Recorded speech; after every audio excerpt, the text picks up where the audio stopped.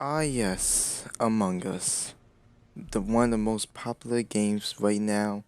I'd say one of the best games right now. Such a good game about being an imposter, trying to trick your friends and killing them while also trying to be a crewmate, save the day, finish the task before your ship or headquarters or planet even explodes. But what is the lore of Among Us? Like, you ever stop to think? Where do these little people come from? So, astronaut humans, the alien like imposter? Where do these guys come from exactly? And I'm going to kind of theorize maybe. I'm going to look at some parts of Among Us and try to see if I can solve its lore. By the way, just saying right now, there is no lore to Among Us. It's just a really fun game. But might as well make things interesting, so let's just go.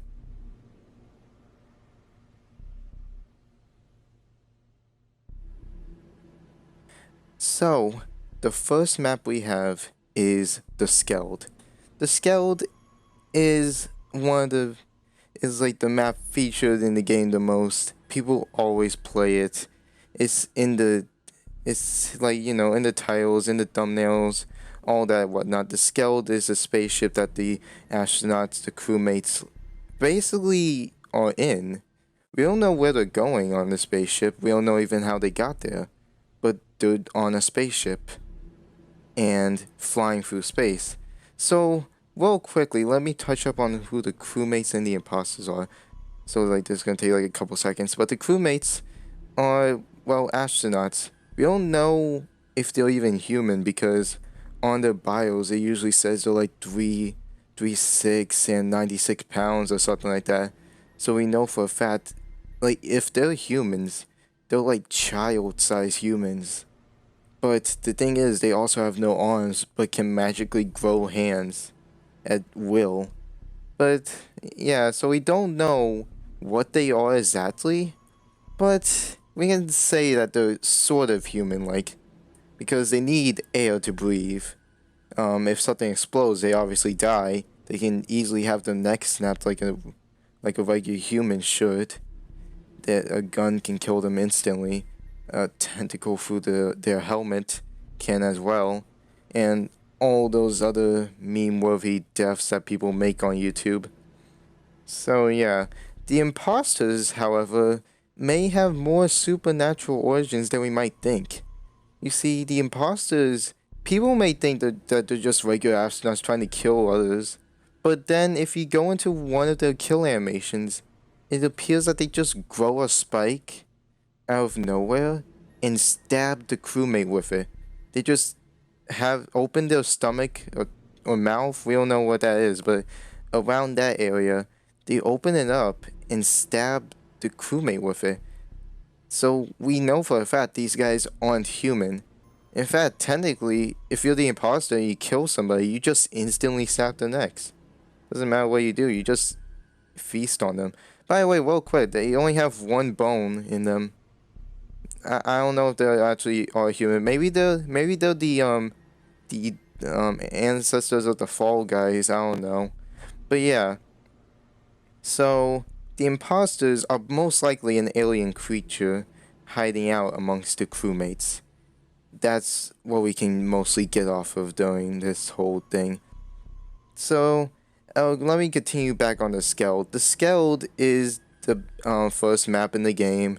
It's arguably, I think, the most used map, but not my favorite at least.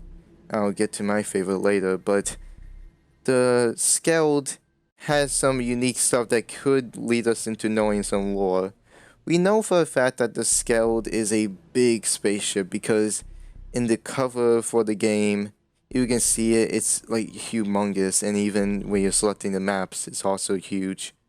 And the Skeld, you can walk around pretty, like a lot. Like if you compare it to like Mira HQ, it's probably nearly the same size. So we know it's a big spaceship. But, well, yeah, that's all we know. We only see one floor of the Skeld, But there may be multiple floors. There may be a launch area that's underneath. There may be another bridge area or a fighter area or docking area. We don't know. But from that floor, the Skeld, we can actually tie some things into some of the lore. Like, for example, what's in the storage crates? What are they actually carrying in the storage crates? One of them appears to be floating for some reason. So, like, that kind of doesn't make sense, you know? And I think that can help us wrap up some pretty neat stuff later on. But let me go on to the next map so I'm not keeping you waiting.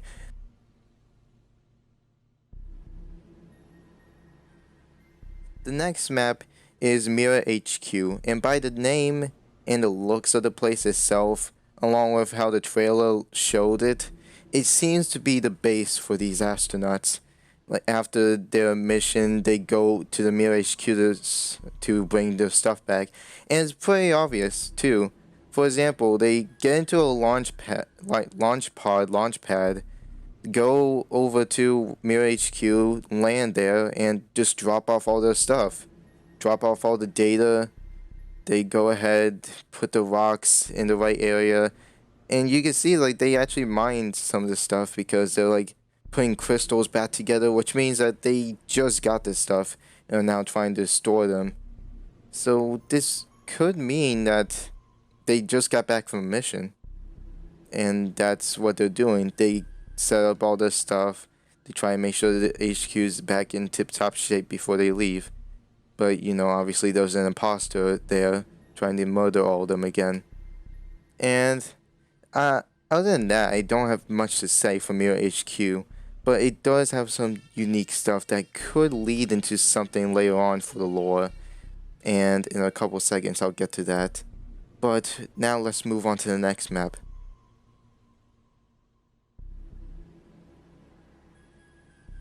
The next map is my favorite in design. Mira HQ may be my favorite in terms of being imposter, but this is my favorite looking one. It would be Polis. Polis seems to be a snow fire planet. I don't know, it's like snowy on the top, but it's molten magma rising from the ground. Now, Polis seems to be, well, a mining facility, to be honest. You look and you find drills, you find rocks everywhere, you find that, like, you even find a whole pit of lava, like they were digging down in Minecraft and found a lava pool and dug it out. So, like, obviously you'd think that, yeah, this is a dig site. And I'd say that it is, but weirdly, it seems abandoned. It seems like nobody's there. I mean, obviously, you guys get to drop pod and go down, and you know you go there, but it was always set up. Nobody's there, and it's just a bunch of rubble. Some things are even falling over, like they fell down. Some things like don't look like they belong there. Some snow is inside some of the rooms. So I honestly believe that this is an abandoned outpost that the crew went to recover some of the stuff they had. And this is where I get to the nitty-gritty of the video. Now I'm going to tell you the story of Among Us, now that you know what I'm probably implying here.